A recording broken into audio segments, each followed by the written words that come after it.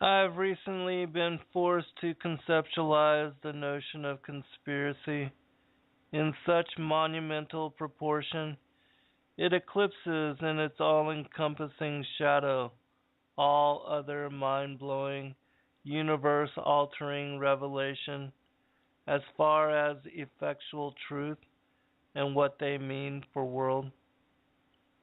Having studied astronomy as my science in college, I believe myself to have had better grasp of heavenly motion than most, and yet my knowledge on the interaction of the earth with the other objects of our solar and universal system has been diffused in such way that I am left in quandary that makes me unable to entertain other focus.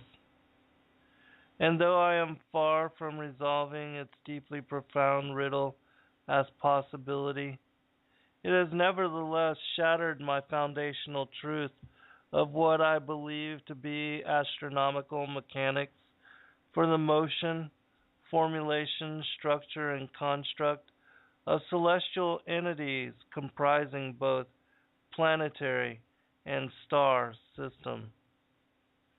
Similar to the day after I awoke to the conspiracy of 9/11 and government-sponsored terror, I am now in need of model which would sufficiently replace in explanation my observation and imagination of how things daily unfold around me as world. Like my cats when I moved them to new residence, having disrupted all they knew as house and living space since their entrance into the world as kittens, I too am now exploring new boundary and limitation in hopes of making sense of the conundrum of who and where I think I am as self located within world. Welcome friends, I'm your host Sin Garcia, this is Fallen Angels TV, and today will be the seventh and final installment of the ongoing series that I've been doing on the release of my latest book, my ninth and newest endeavor, The Flat Earth as Key to Decrypt the Book of Enoch.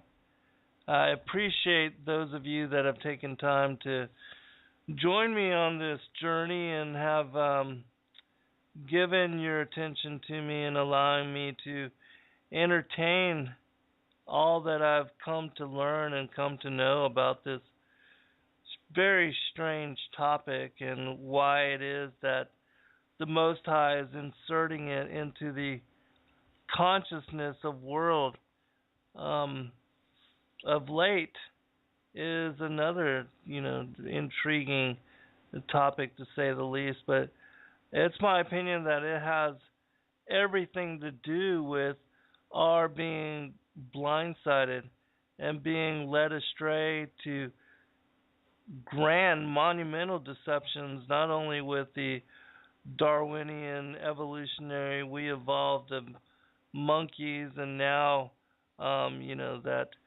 the reason there's this whole missing link is because the ancient aliens stepped in and they are our forebears and they are our real creators, and that there's no real God, Most High, Yahweh, Yahuwah type God, the Father of us all. No grand designer, no even intelligent design to the creation, other than these space aliens or ancient aliens having crossed worlds and being from different star systems, that they came here for whatever speculative reason, and in coming here as part of their journey that they just happened to either genetically through experimentation or with direct breeding copulation with the pre-Adamic creatures that were then here, that's how we evolved, and that's how we came to be. And so many are buying into that.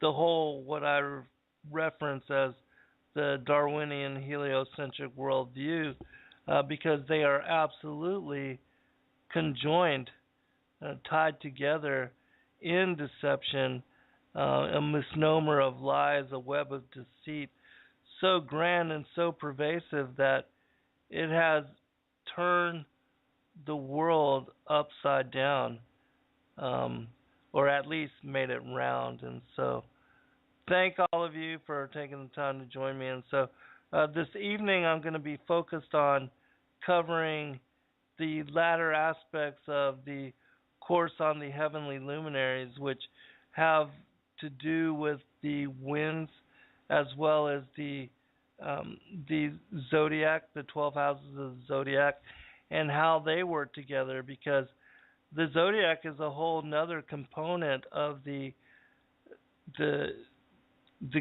huge time, the construct, the universal heavenly luminary system for maintaining and keeping track of time.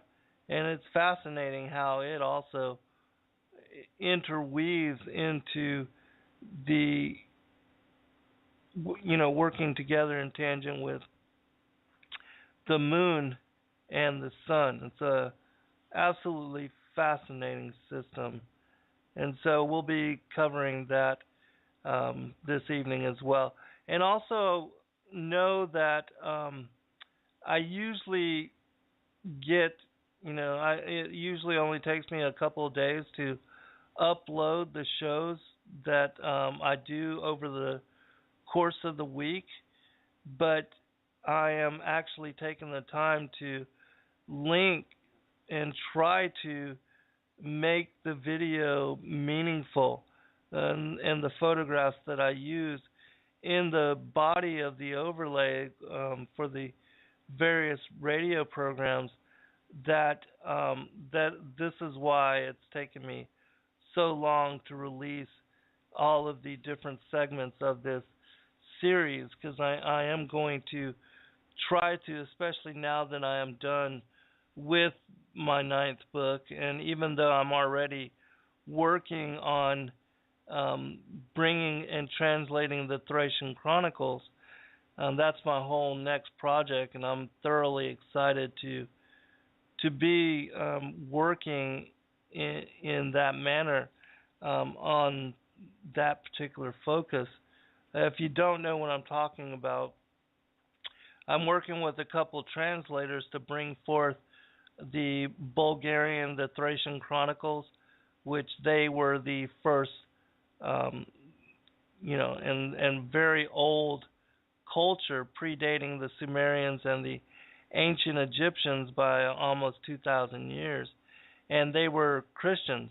They knew about Yeshua. They knew that he would come and incarnate into the flesh, and that he would die on the cross, be crucified for the sins of humanity, and that he would even fulfill the Levitical feast days.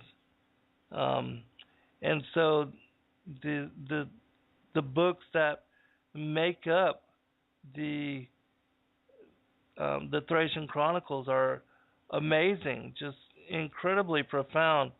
And I did a whole series here on blogtalkradio.com. I believe it was a 7 or 8 part series on the book of Atum and Ua, which is only one of the many texts that make up this huge collection of work. And I also read the first chapter of a book called the Chronicle of Longinus, which he was the Thracian soldier working for the Roman legions that pierced the side of Christ, and when his eye was healed from the blood of Christ dripping into his face, he became a disciple.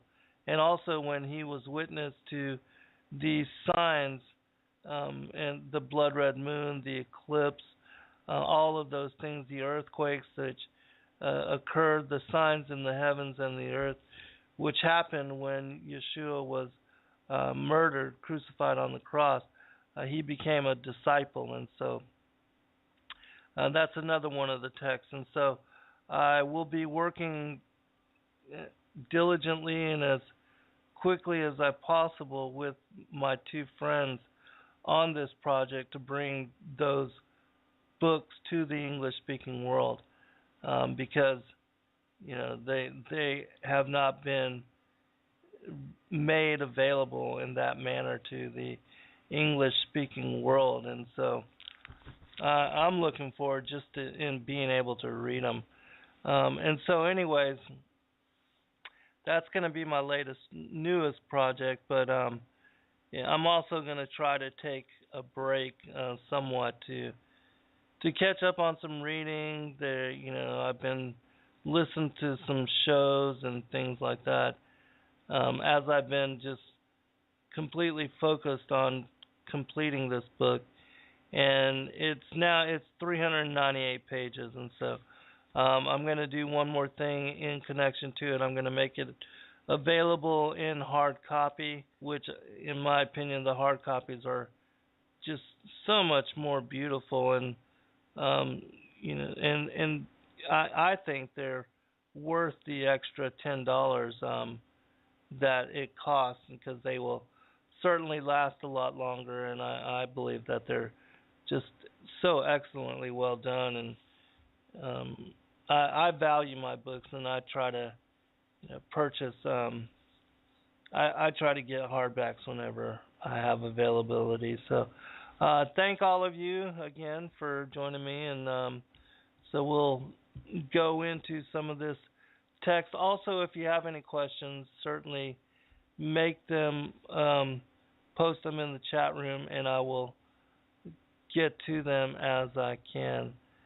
And also, sometime this evening, I will post the link to two books which I think are very relevant and to this area of study. They were written in the 1800s.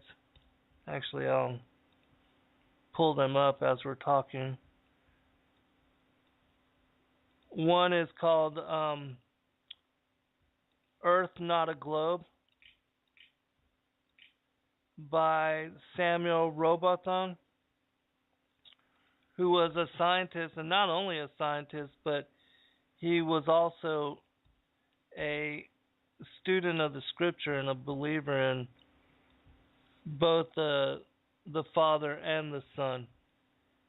And you can, I've got both of these books in written form, but they are available on the internet, freely available. And so for those of you that cannot afford to, or that are on a tight budget, you can read them online. They're freely available, and they'll give you an idea of how they viewed this particular topic a couple hundred years ago.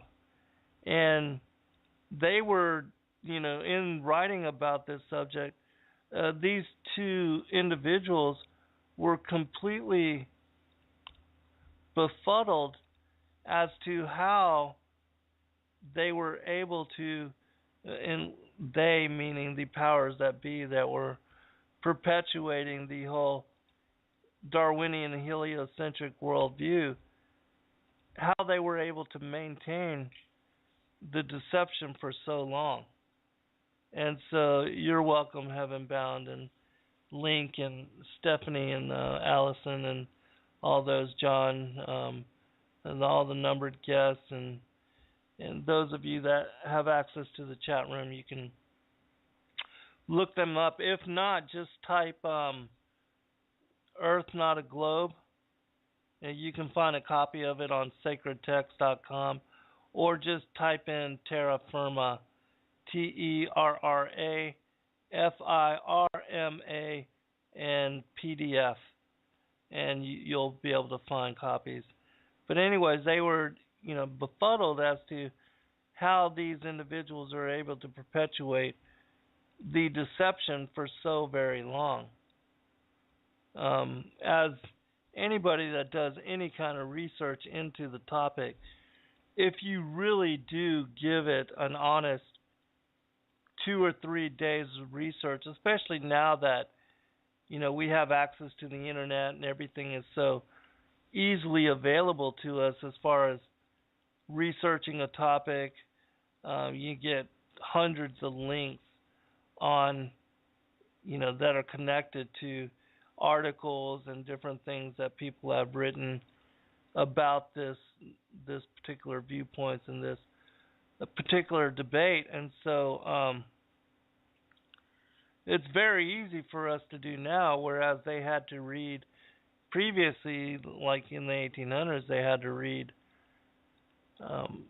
all the books that were available on the subject.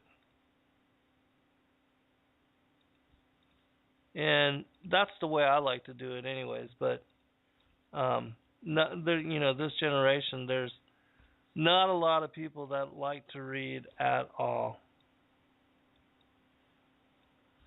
Which is sad, because in my opinion, that's the only way you can really come to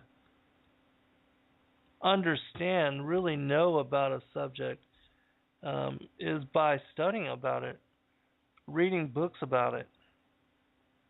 Not just articles or not just watching, 10, 15-minute videos, even though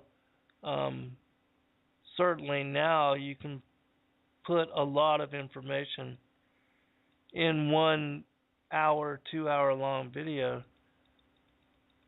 But I like to personally read books about it. Alright, I'm getting to where I want to be so I can begin this discussion and cover this last aspects of this book on the courses of the heavenly luminaries.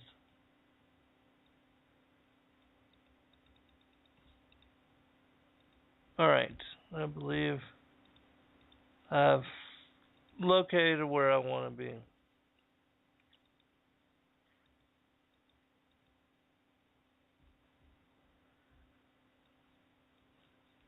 Alright. And I will check the chat room here in a short bit. So if you have questions.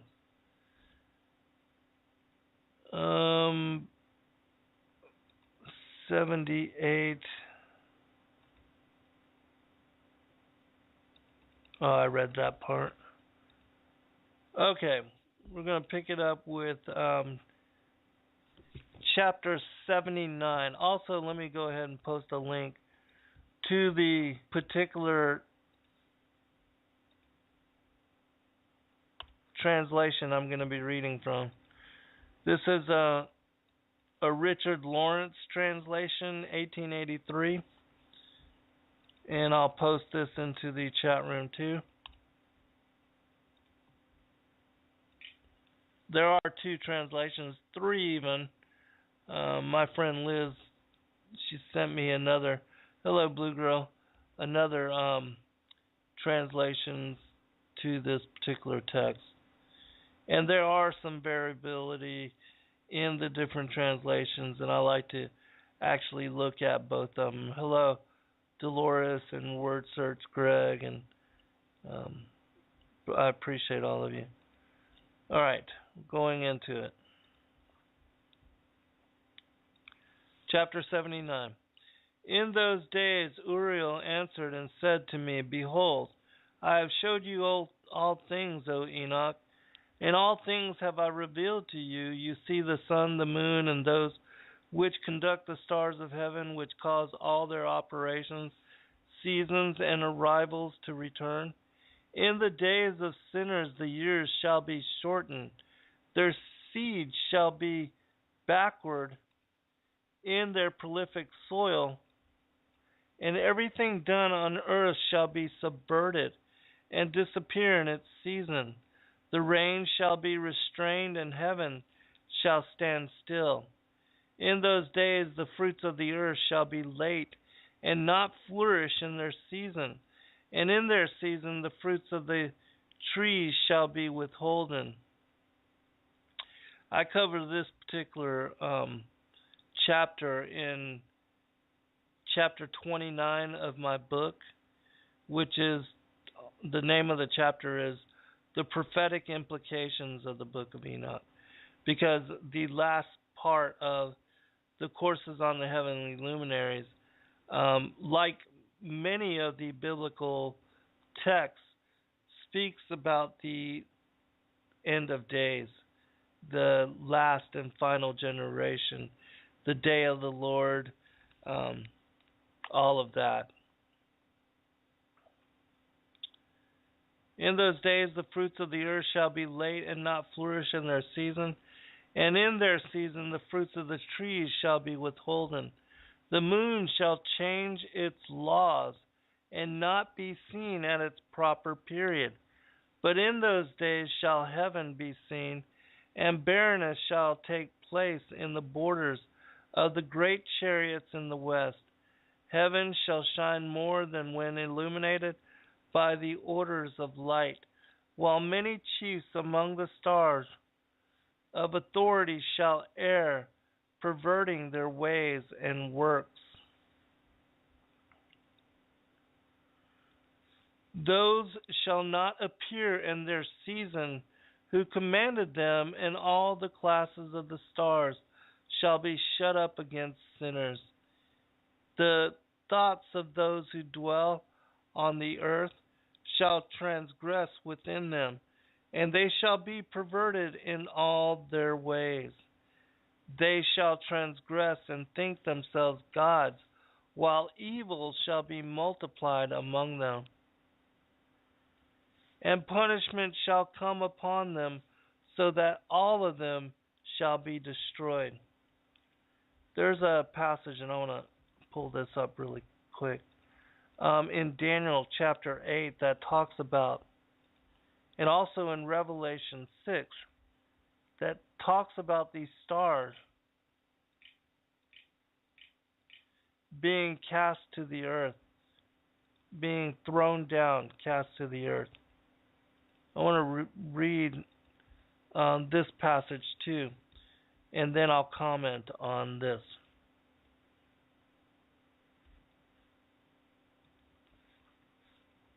Because this is also connected to the calendar being changed, and the calendar being changed changed Sabbath, and it also changed the Levitical feast days, which after I read this, there's a passage from the Book of Jubilees that I'd also like to read, because these two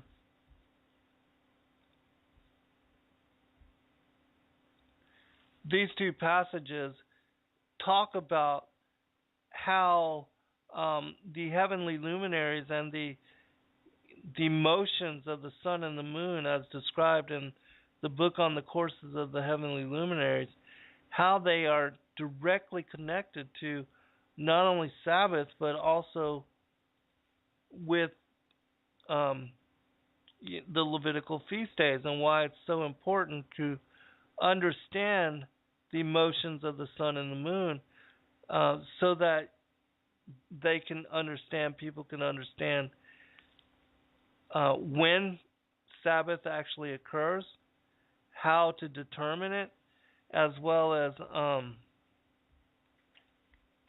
how that ties into when the seven feasts, as laid out in Leviticus chapter 23, when those days should be celebrated, when they should be honored.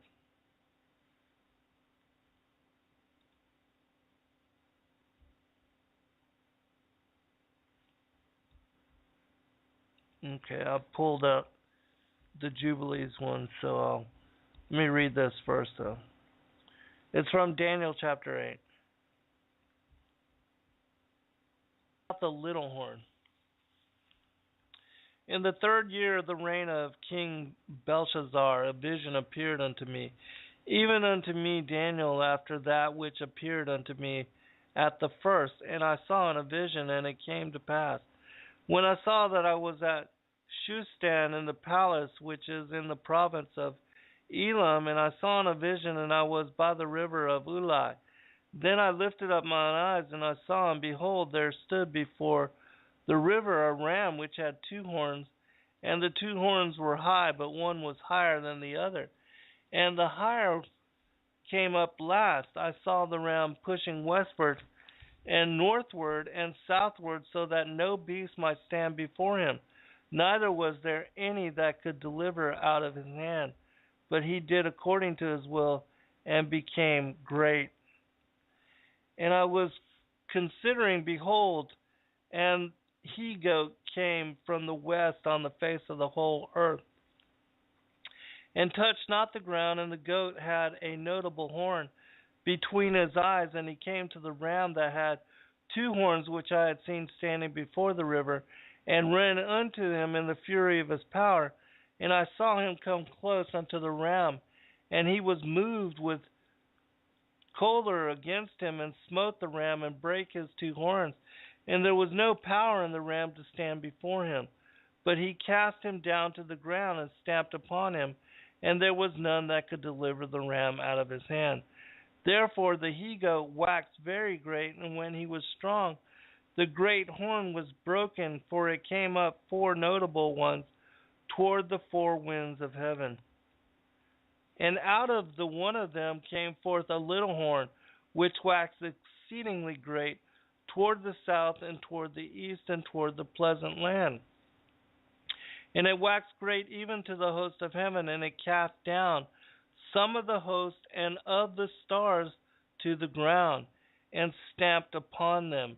Yea, he magnified himself even to the prince of the host, and by him the daily sacrifice was taken away, and the place of his sanctuary was cast down. And an host was given him against the daily sacrifice, by reason of transgression, and it cast down the truth to the ground, and it practiced and prospered. Then I heard one saint speaking, and another saint said unto that certain saint which speak, How long shall be the vision concerning the daily sacrifice and the transgression of desolation, to give both the sanctuary and the host to be trodden under foot? And he said unto me, Unto 2,300 days, then shall the sanctuary be cleansed.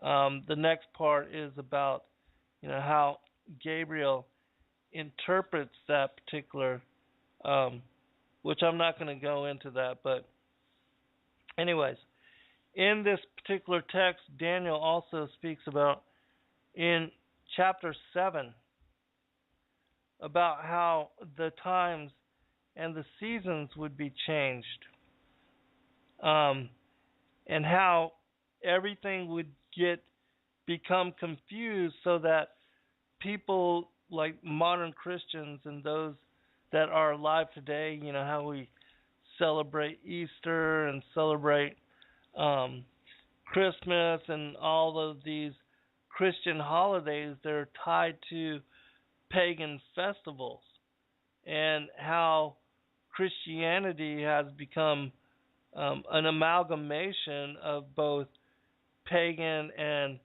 the ancient Hebraic faith. And so many have been led astray, not only by the acceptance of the Gregorian calendar, but also in celebrating, which is a form of idolatry, these particular old festivals. And so I'm going to read a passage from the book of Jubilees. This is chapter 6, which talks about the Most High is telling Noah how his seed line, his people, would become confused, that they would accept well, not only would they change Sabbath to one particular day of the week, but also that they would become involved in abominations such as the eating of food sacrificed unto idols, um, and they would no longer worship and celebrate the Levitical feast days as they had been ordained, mandated by the Most High to do so. All right. I'm going to start with verse 17. For those who have never heard this particular passage, never have read it, it's a very important passage in my opinion. Because it, again, ties together the whole premise of why I wrote my latest book, why the flat earth is important, in that it helps one to understand the heavenly luminaries as described by Enoch, the motion of the sun and the moon, as well as how they tie together with the ancient Hebraic calendar system and the determination of Sabbath and the honoring of the Leviticus 23 feast days. It says this: for this reason it is ordained and written on the heavenly tablets that they should celebrate the Feast of Weeks in this month once a year to renew the covenant every year. And this whole festival was celebrated in heaven from the day of creation till the days of Noah, 26 jubilees and 5 weeks of years. And Noah and his sons observed it for 7 jubilees and 1 week of years, till the day of Noah's death. And from the day of Noah's death his sons did away with it until the days of Abraham, and they ate blood. But Abraham observed it, and Isaac and Jacob and his children observed it up unto thy days, and in thy days the children of Israel forgot it until ye celebrated it anew on this mountain. Speaking to, Moses. And so all of this was lost.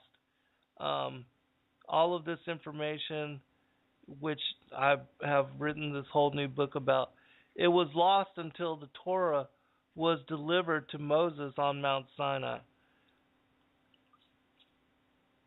And do thou command the children of Israel to observe this festival in all their generations for a commandment unto them. 1 day in the year in this month they shall celebrate the festival. For it is the Feast of Weeks and the Feast of First Fruits. This feast is twofold and of a double nature, according to what is written and engraven concerning it. Celebrate it, for I have written in the book of the first law, in that which I have written for thee, that thou shouldest celebrate it in its season, 1 day in the year. And I explained it to thee, its sacrifices, that the children of Israel should remember and should celebrate it throughout their generations in this month, 1 day in every year.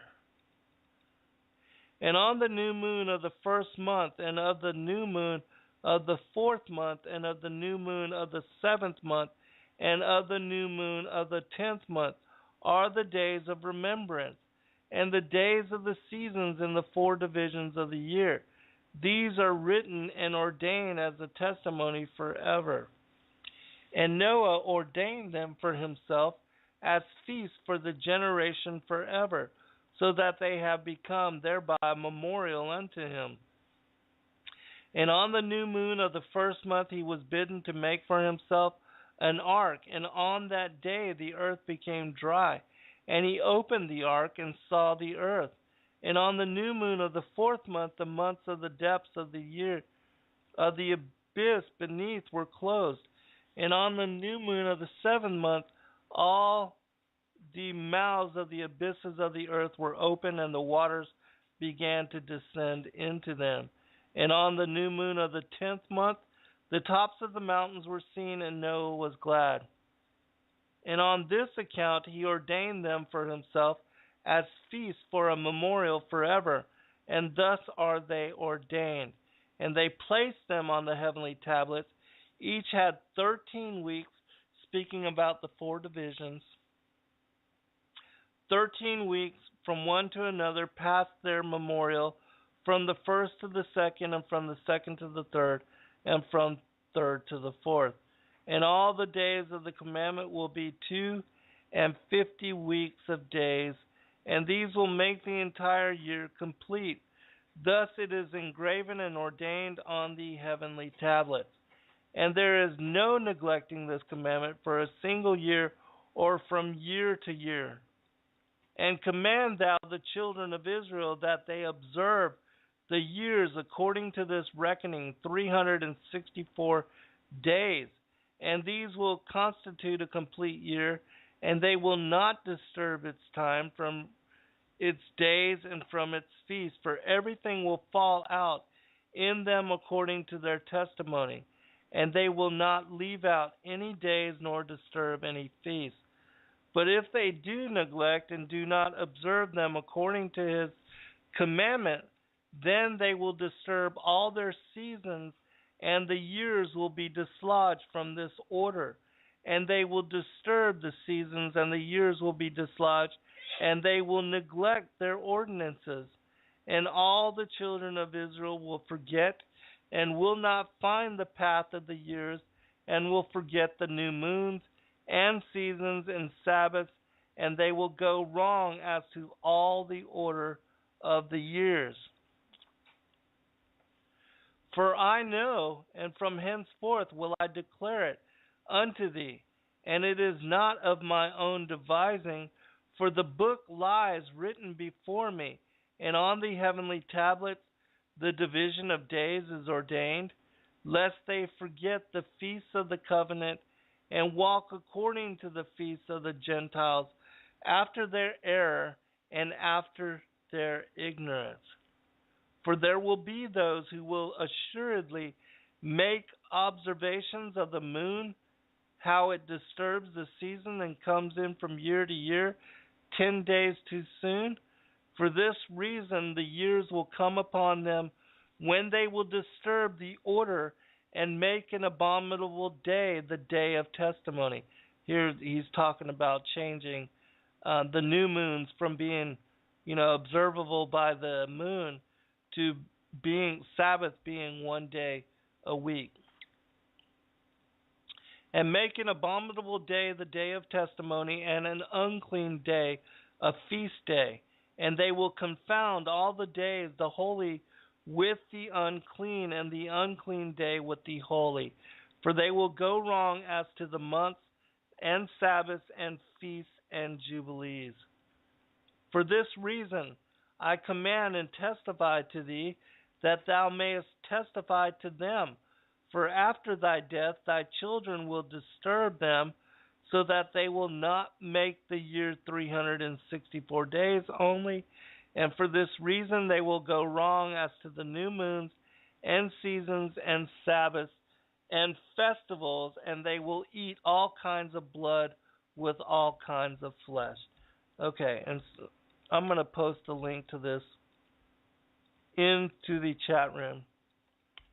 But you can see how the Most High warns them about changing the calendar, and also how when they did change the calendar, that it would lead to a disruption, all the holy days, all the Levitical feast days, as well as he even warned them that they would change Sabbath from being a line to the new moon and the phases of the moon, and that they would make it 1 day a week. And, of course, that would throw Sabbath off, so that those that followed that calendar system and those that maintained time with the Gregorian and also the Julian solar calendar, they would be led astray as to the feast days and Sabbath and the new moons. And they would also accept what we, because modern Christians, they, um, instead of honoring the Levitical feast days, we, or, I don't personally, but most years even celebrate Easter, Christmas, Advent, Lent, all these different, um, what are secular Christian holidays, the new traditional holidays, and they're all based on um, pagan rites, pagan religions, pagan festival and feast days. Okay, and so that's why, in my opinion, understanding and know about these things is so very important.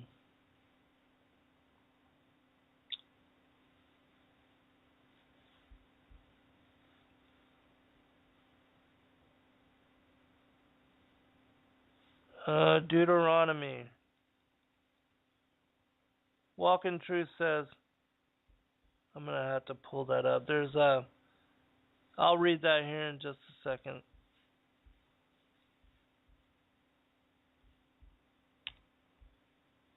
The chat room's moving too fast, so let me post this.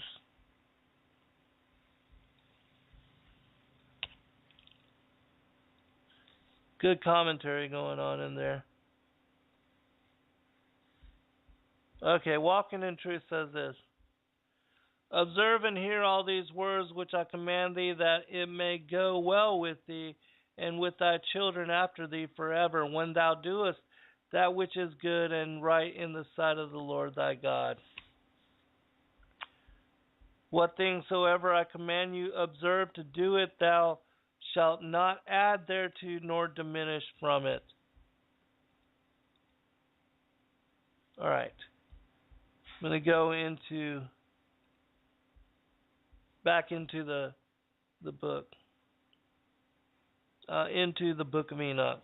But you see how, that one passage, chapter 6 of Jubilees, in my opinion, everybody should read it, because really it convicts modern Christianity so profoundly, in that, we worship, celebrate, or most do anyways, Christmas, Easter, and all these paganized holidays, and do not even give any adherence to the Levitical feast days.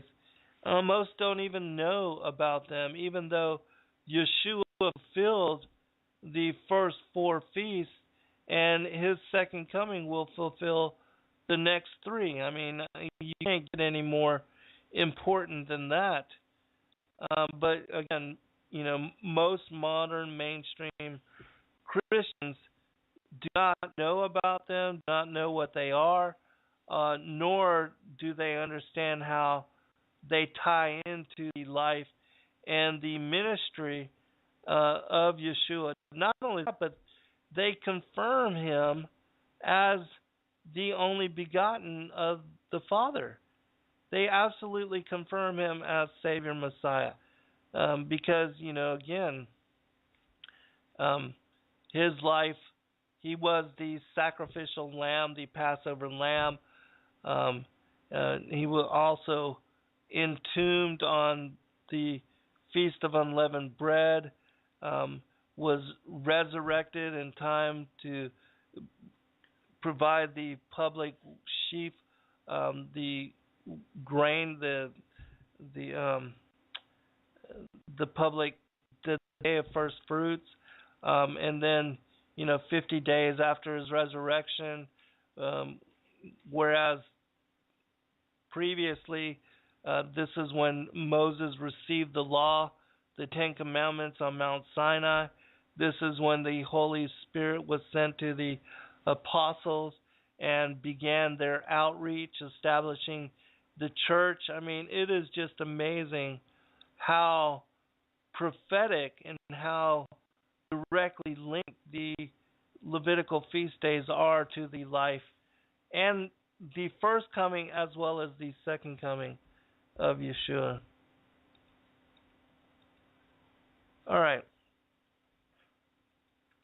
In my book, I talk about how Matthew 24, Luke 21, and Mark 13, how they connect to the day of sinners, as is spoken about in this particular passage in Enoch. And I also talk about how in those three gospels, it makes mention of the parable of the fig tree. Well, the parable of the fig tree is very important for our generation because this was the one significant sign that was stated that Yeshua said. I'll actually read it here.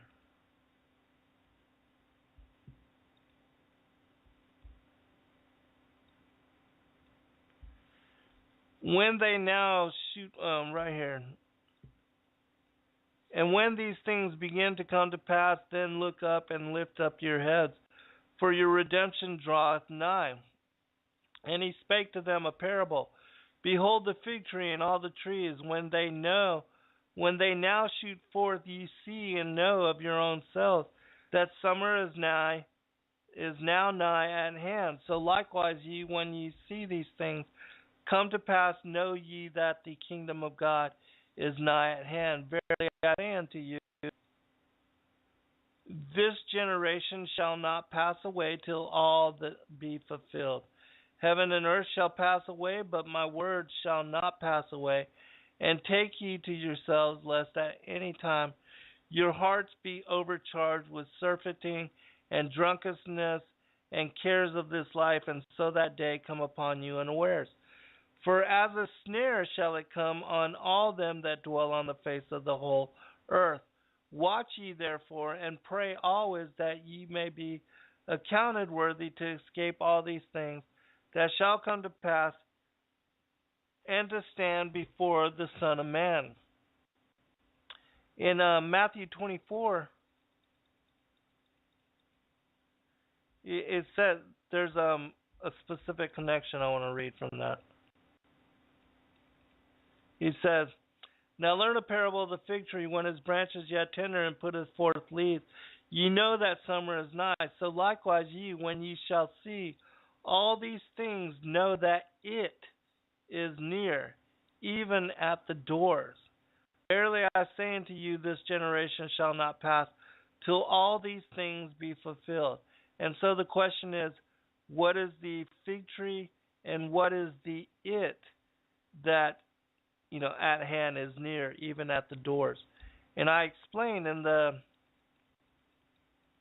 in my book that there's another account from one of the apostles that is not contained within the canon, the King James version of the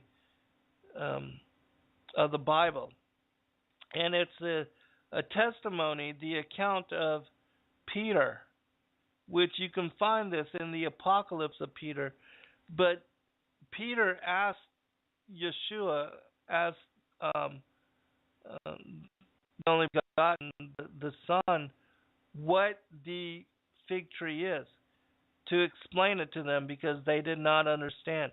They didn't know what it was. So, and this is the only version that gives the answer as to what the fig tree is, so that those that read these Gospels can understand. And so I'm going to read this real quick, and then I'll move on into the other two portions that I want to cover, the zodiac and the winds, from this particular text. But this is important and it's relevant, especially for our generation. It says this, and ye, take ye the likeness thereof, learn a parable from the fig tree. So soon as the shoot thereof is come forth and the twigs grown, the end of the world shall come.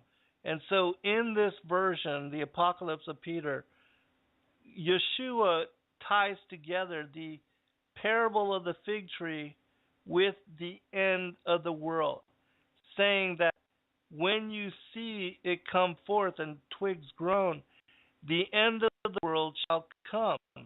And so Peter asks, not understanding what the parable of the tree is. And Peter answered and said to him, interpret unto me concerning the fig tree, whereby we shall see it, for throughout all its days doth the fig tree send forth shoots, and every year bringeth forth fruit for his master. What then meaneth the parable of the fig tree? We know it not. Understandably, not understanding the parable, just like those that are alive in this generation, when they read those particular gospels, if they don't understand what the parable of the fig tree is, they don't understand why it's significant to our generation, nor what the it that is, accompanies with it, how it ties together with our being the final generation. And so the answer is this. And the Master Lord answered and said unto me, understandest thou not that the fig tree is the house of Israel?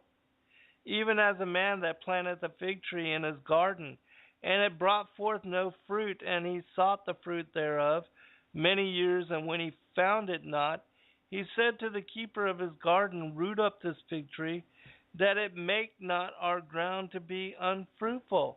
And the gardener said unto God, suffer us to rid it of weeds, and dig the ground round about it, and water it. If then it bear not fruit, we will straightway remove its root out of the garden, and plant another in place of it. Hast thou not understood that the fig tree is the house of Israel?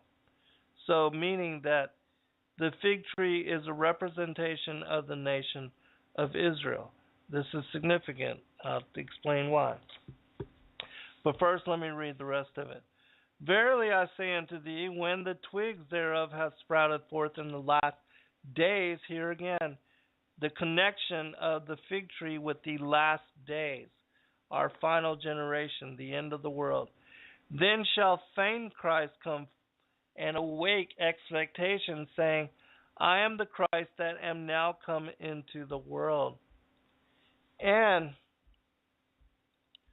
when they, Israel, shall perceive the wickedness of their deeds, they shall turn away from after them, and deny him whom our fathers did praise, even the first Christ whom they crucified, and therein sinned a great sin. But this deceiver is not the Christ, and when they reject him, he shall slay with the sword, and there shall be many martyrs. Then shall the twigs of the fig tree that is the house of Israel shoot forth, many shall become martyrs at his hand. Enoch and Elijah be sent to teach them that this is the deceiver which must come into the world and do signs and wonders to deceive. And therefore shall they that die by his hand be martyrs, and shall be reckoned among the good and righteous martyrs who have pleased God in their life. All right, so the full answer that Yeshua provides to Peter in regards to the fig tree, he tells them that the fig tree is the nation of Israel, and that when you see the nation of Israel bloom and its shoots come forth, meaning that it is reestablished as a nation, which occurred during our lifetime. In May 14th, 1948, Israel was brought into being again as a nation. This is the blooming of the fig tree.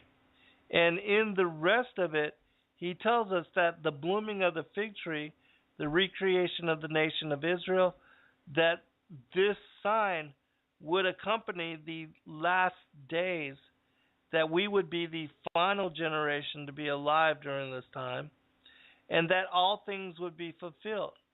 He also tells us that the Antichrist would come forth and be revealed before his return, and also that the two witnesses, Enoch and Elijah, that they would come forth in the end of days to convict the Antichrist, to basically tell to the world that he is not the Christ, that he is the Antichrist, and that because his reign, his coming to power with the New World Order would accompany all lying signs and wonders.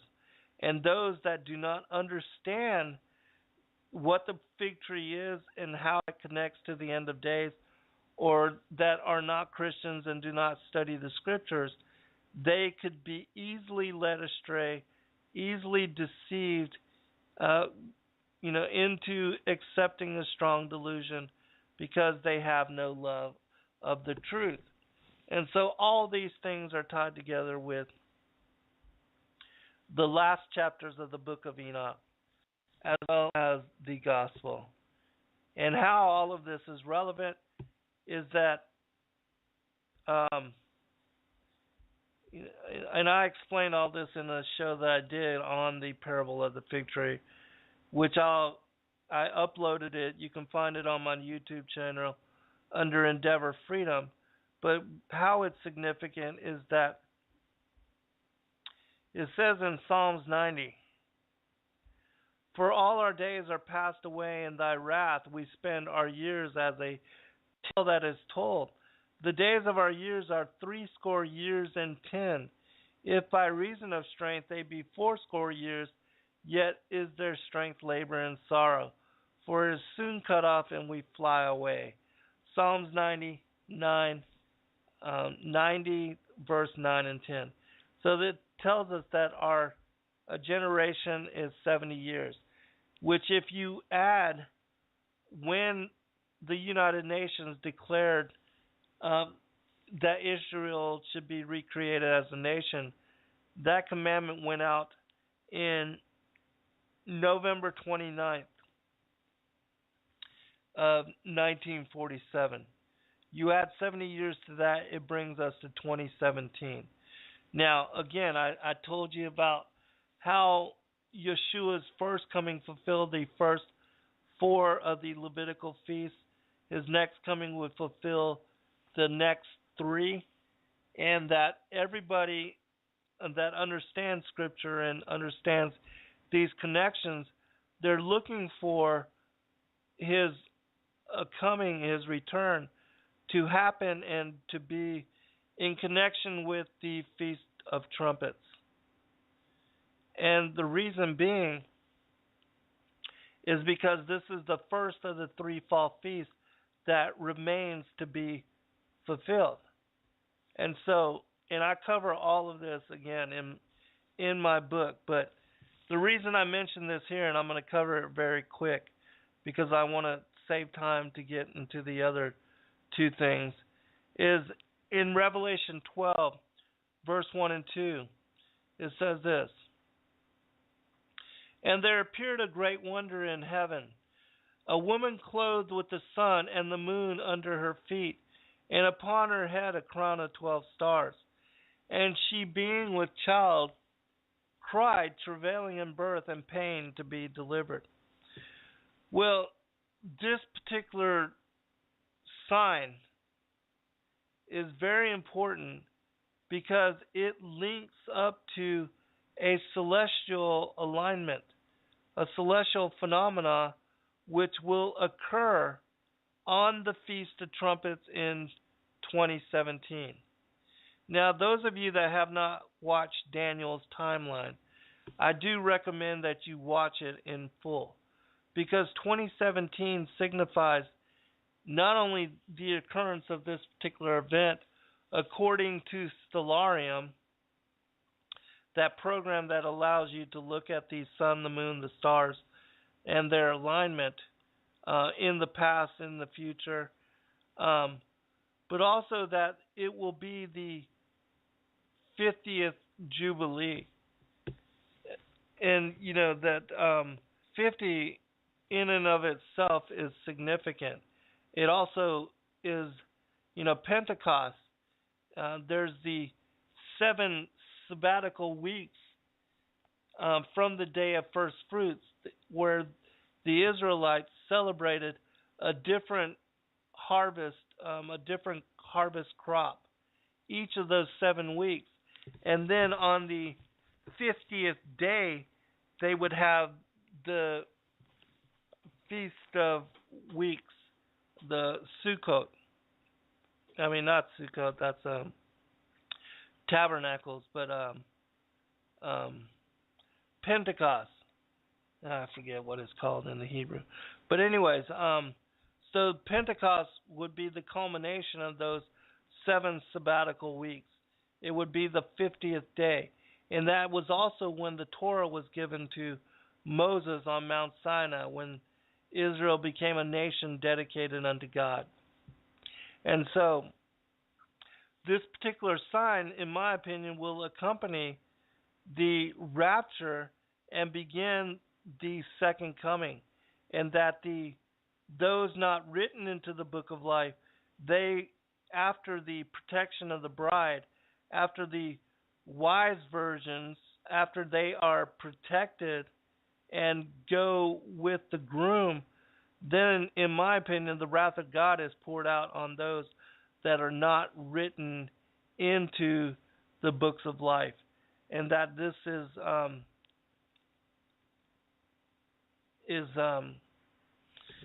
covered, that there will be the great tribulation, the wrath of God being poured out, and then the Day of Atonement will be fulfilled when Yeshua takes his judgment seat, and all are brought before him, every knee shall bow, every tongue confess, and then once the righteous and the wicked are determined, then the righteous will be allowed to enter into New Jerusalem. It will descend, and then the millennial reign will begin. And so that, again, ties in all of what I've been talking about into the culmination of the book of Enoch. All right, I'm going to go into the winds. Let me get to that real quick.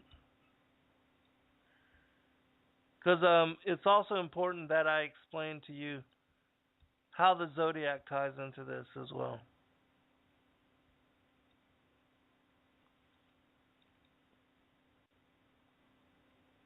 And then I'll check the chat room. Shouldn't take me but maybe 10 minutes to go through this.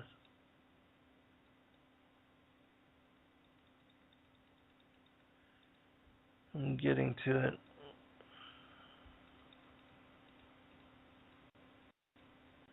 All right.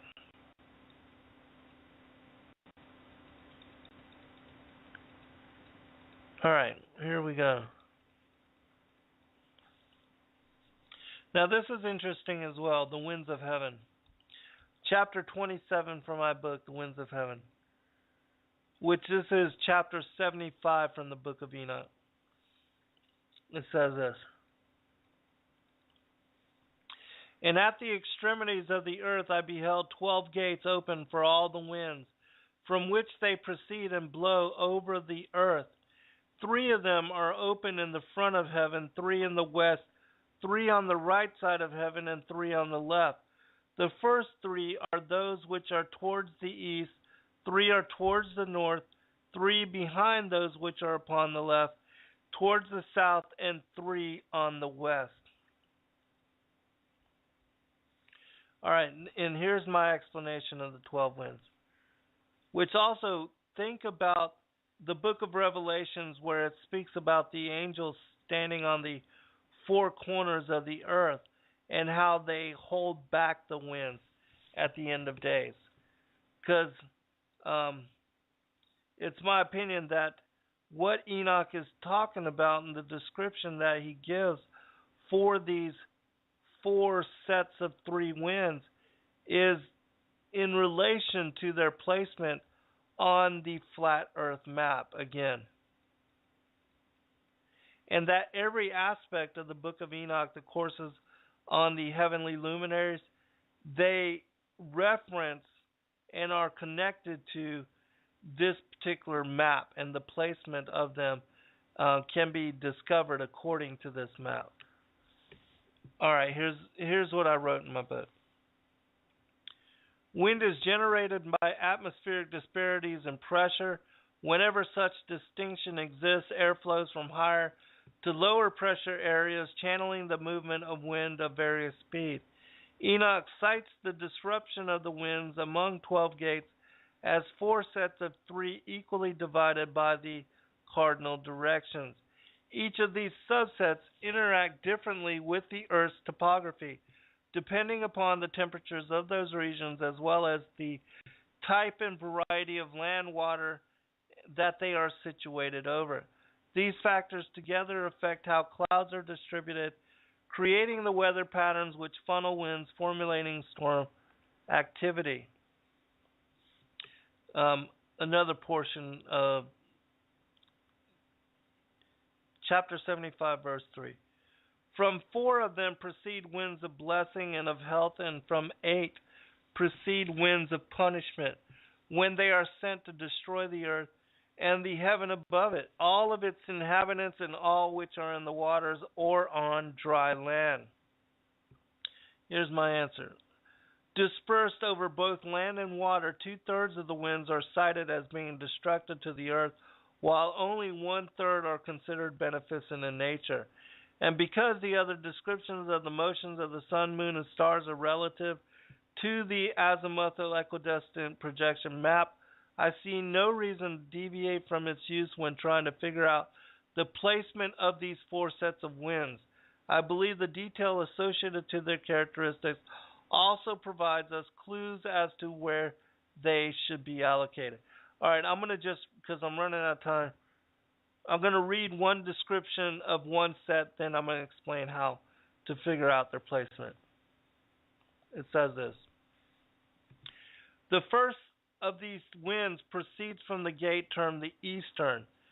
Through the first gate on the east, which inclines southwards, from this goes forth destruction, drought, heat, and perdition. From the second gate, the middle one, proceeds equity. There issue from its rain, fruitfulness, health, dew, and from the third gate northwards proceed cold and drought. You'll find each one of these winds speaks about gives the characteristics and the descriptions of each one of these winds. And so let me get to my answer. All right. Though we have no way of knowing in which manner the continents were situated during the time that Enoch was given the vision of how the winds were situated over the circle of the earth, I believe that the 4 above passages were included as clue. There's 4 passages, I didn't read those, but they talk about how the south wind is connected to paradise, the north wind to Jerusalem, and so I placed them according to this. But also, the characteristics. Having studied this portion of the text, it is my opinion that what Enoch cites as being description for the 4 sets of these 3 winds, as laid out by the 4 cardinal directions, construe their specific placement on the plane of the earth. Studying his narration of these winds while looking at this azimuthal equidistant projection map, I've come to the conclusion that the characterizations of each different set can help one deduce their alignment and distinguish their distribution upon this kind of map. Here's the way that I place them. If one studies carefully the description of each of the 3 winds for each of the 4 cardinal sets, while looking at this map, it seems to me that what Enoch seems to be asserting is that the 3 northern and 3 southern winds should be plotted among the southern latitudes from the equator down towards the outer ring of the Antarctic ice wall, while the 3 western and 3 eastern winds should be plotted among the northern latitudes from the equator upwards towards the North Pole. All right. You can, reference my book for more detail on this. I'm going to try to get to the zodiac. All right. Because this is important too.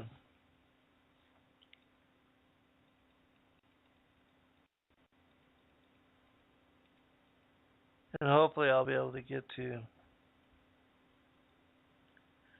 some of your questions.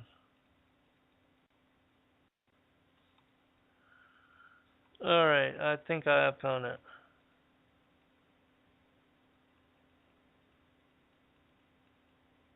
Okay, here it is.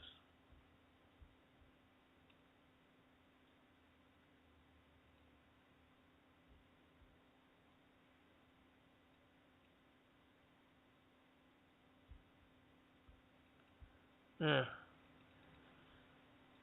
If I don't find it, I'll just explain it to you.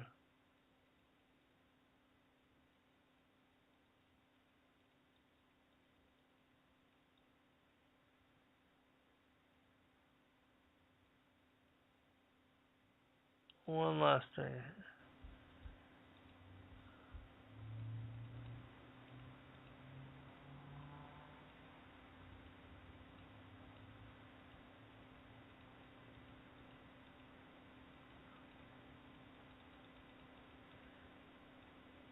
Oh, yes, before this chapter, sorry.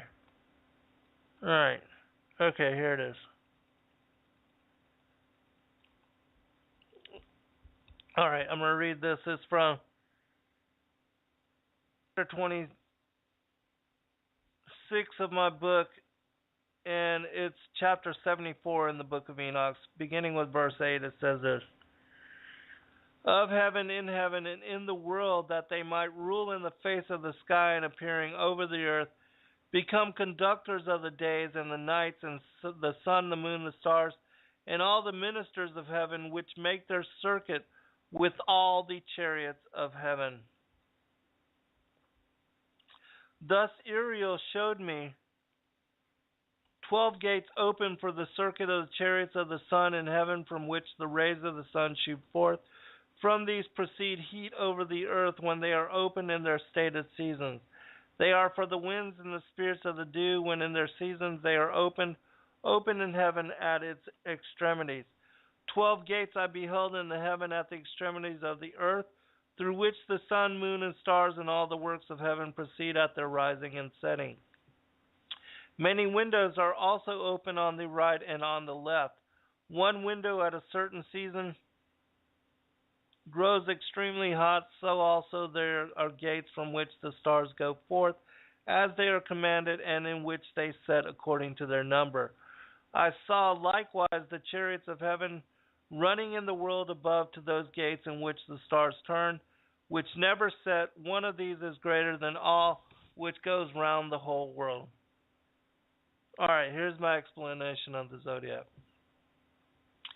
The zodiac divides the 360 degrees of the heavens into 12 distinguishable parts of 30 degrees each, designated by pictorial representation. The 12 signs of the zodiac as a whole formulate the backdrop for the sun's annual coursing, each sign pertaining to a different month of the solar calendar year.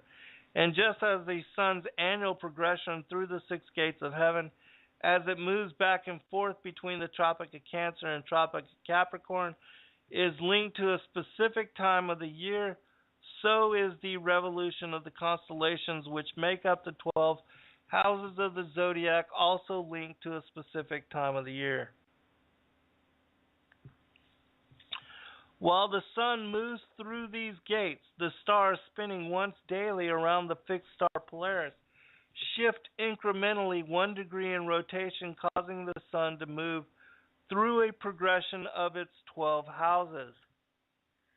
If one were able to see the stars as backdrop during the day after sunrise, in the morning, one would see behind it a particular house of the zodiac, corresponding to a specific day and month of the year. And even though most people believe this movement to be caused by the Earth's orbit around the sun, it is the movement of the zodiac around the fixed star Polaris which aligns a specific association of a particular house to a particular time of the year. This is why a particular birth sign is associated to a certain day, month, or season according to which sign the sun was located in when that person was born.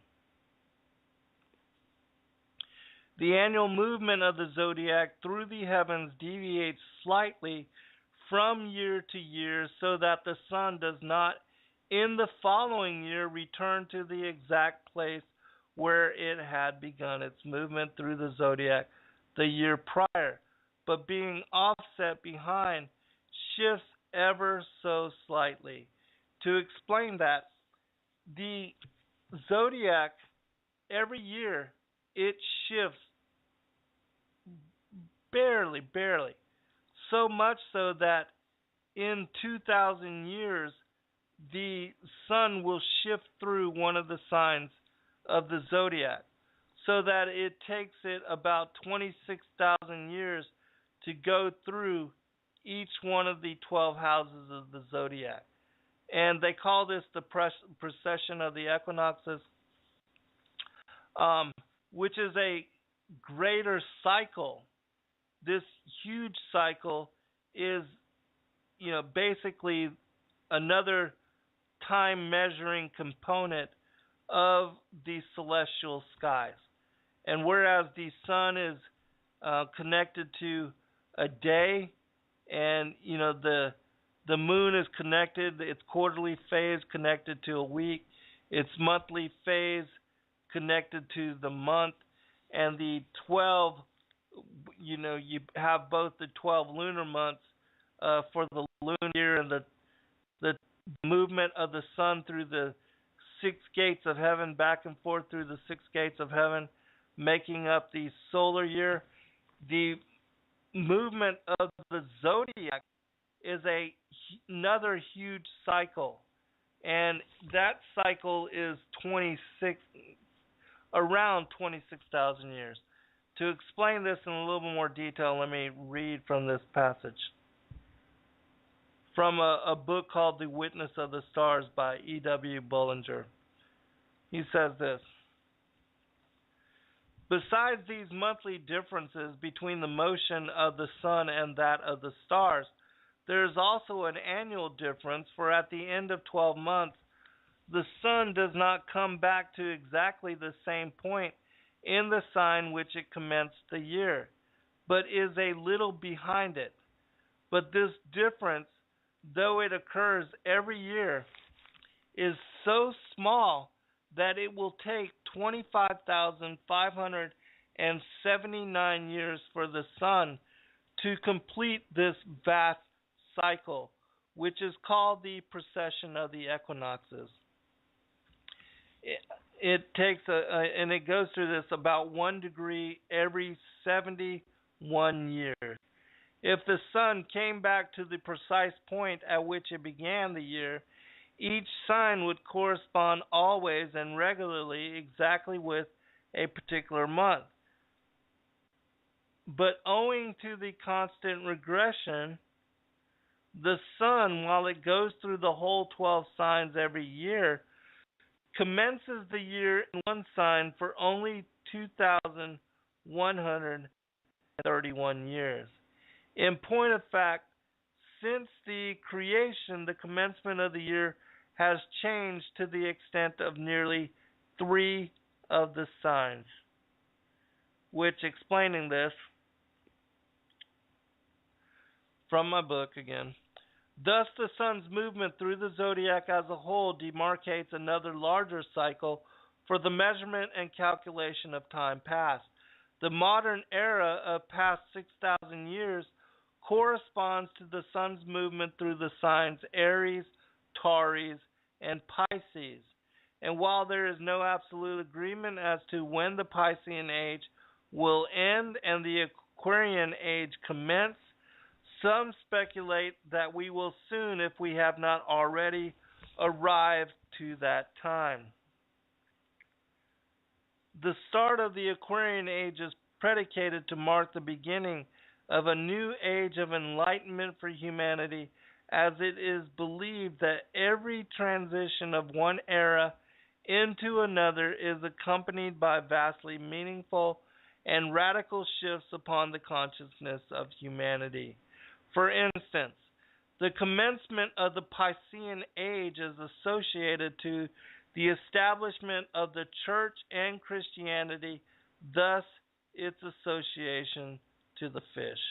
And so you can see how each cycle of, every 2,131 years that the sun shifts from one particular sign into another is supposed to be commenced with, huge repercussions for humanity. And so some say that the Aquarian Age began on 11/11/11, and that we have entered into what the New Agers call, this New Age of Enlightenment. Whatever it is, it's my opinion that this shift from the Piscean Age to the Aquarian Age is significant and meaningful for humanity, and if it's already occurred, it could be that shift will line up with the millennial reign. Who knows?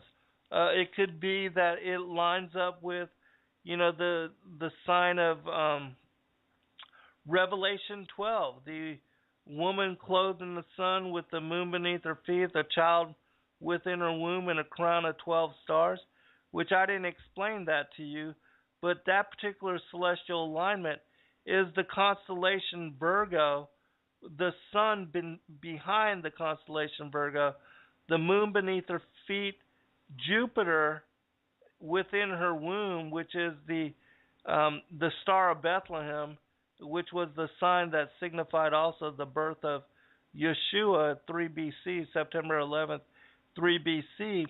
And then the crown of 12 stars is the constellation Leo with the planets Mercury, Mars, and Venus all in alignment together. And so, it's profound. And the fact that it occurs on the Feast of Trumpets, September 23rd, 2017. All of these things, in my opinion, are absolutely amazing. Please do watch Daniel's timeline. It's very significant for our generation. All right, I'm going to see if there were any comments in the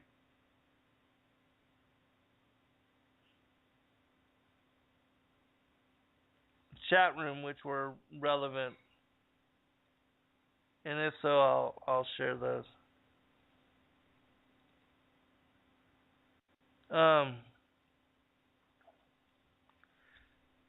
Definitely check out. Oh, I didn't know that. Watcheroo says fig trees grow from a shoot, not a seed, and it will blossom. That's pretty interesting. What's up, brother Matthew?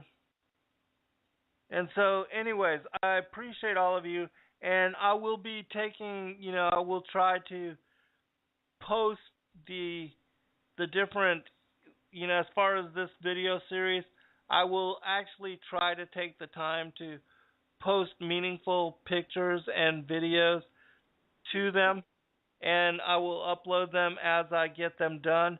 I'm currently working on the show that I did with Rob Skiba. I'm about halfway done. And for those of you that missed it, I did a show with him this past Wednesday as well, which turned out to be really good. And so, as I can, I will get to them.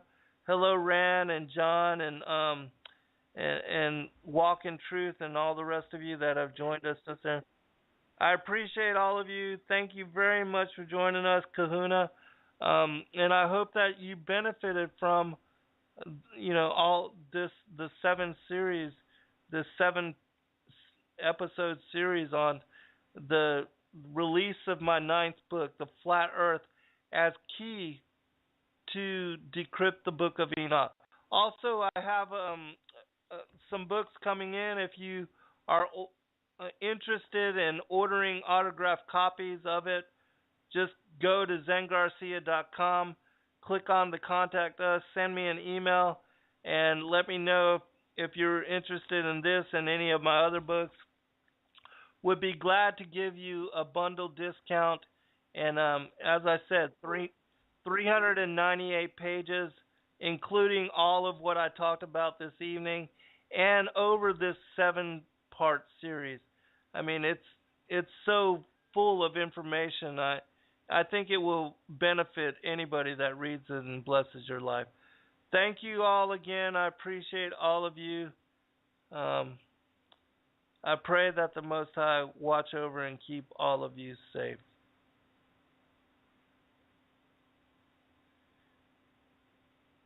I'm not sure what that bright object is, Link.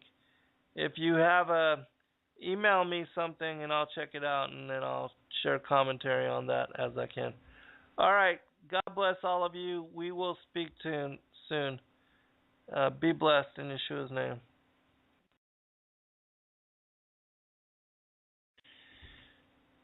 I've recently been forced to conceptualize the notion of conspiracy in such monumental proportion.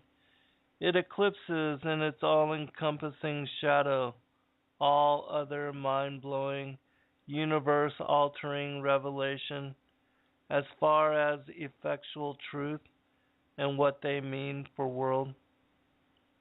Having studied astronomy as my science in college, I believe myself to have had better grasp of heavenly motion than most, and yet my knowledge on the interaction of the earth with the other objects of our solar and universal system has been diffused in such way that I am left in quandary that makes me unable to entertain other focus. And though I am far from resolving its deeply profound riddle as possibility, it has nevertheless shattered my foundational truth of what I believe to be astronomical mechanics for the motion, formulation, structure, and construct of celestial entities comprising both planetary and star system. Similar to the day after I awoke to the conspiracy of 9/11 and government-sponsored terror, I am now in need of model which would sufficiently replace in explanation my observation and imagination of how things daily unfold around me as world. Like my cats when I move them to new residence, having disrupted, that the reason there's this whole missing link is because the ancient aliens stepped in, and they are our forebears, and they are our real creators, and that there's no real God, Most High, Yahweh, Yahuwah type God, the Father of us all. No grand designer, no even, intelligent design to the creation, other than these space aliens or ancient aliens having crossed worlds and being from different star systems, that they came here for whatever speculative reason, and in coming here as part of their journey, that they just happened to either genetically through experimentation or with direct breeding copulation with the pre-Adamic creatures that were then here, that's how we evolved, and that's how we came to be. And so many are buying into that, the whole, what I reference as the Darwinian heliocentric worldview, because they are absolutely conjoined, tied together in deception, a misnomer of lies, a web of deceit, so grand and so pervasive that it has turned the world upside down, um, or at least made it round. And so, thank God that all they knew as house and living space since their entrance into the world as kittens. I too am now exploring new boundary and limitation in hopes of making sense of the conundrum of who and where I think I am as self located within world. Welcome, friends. I'm your host, Sin Garcia. This is Fallen Angels TV. And today will be the seventh and final installment of the ongoing series that I've been doing on the release of my latest book, my ninth and newest endeavor, The Flat Earth as Key to Decrypt the Book of Enoch. I appreciate those of you that have taken time to join me on this journey and have given your attention to me and allowing me to entertain all that I've come to learn and come to know about this very strange topic and why it is that the Most High is inserting it into the consciousness of world of late is another, intriguing topic to say the least. But it's my opinion that it has everything to do with our being blindsided and being led astray to grand monumental deceptions, not only with the Darwinian evolutionary we evolved of monkeys, and now all of you for taking the time to join me. And so this evening I'm going to be focused on covering the latter aspects of the course on the heavenly luminaries, which have to do with the winds as well as the zodiac, the 12 houses of the zodiac, and how they work together, because the zodiac is a whole nother component of the huge time, the construct, the universal heavenly luminary system for maintaining and keeping track of time.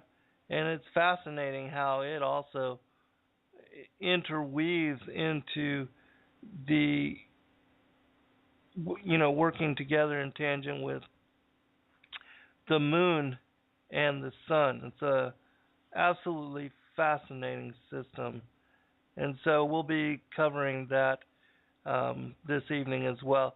And also know that I usually get, it usually only takes me a couple of days to upload the shows that I do over the course of the week, but I am actually taking the time to link and try to make the video meaningful, and the photographs that I use in the body of the overlay for the various radio programs, that this is why it's taken me so long to release all of the different segments of this series, because I am going to try to, especially now that I am done with my ninth book, and even though I'm already working on bringing and translating the Thracian Chronicles,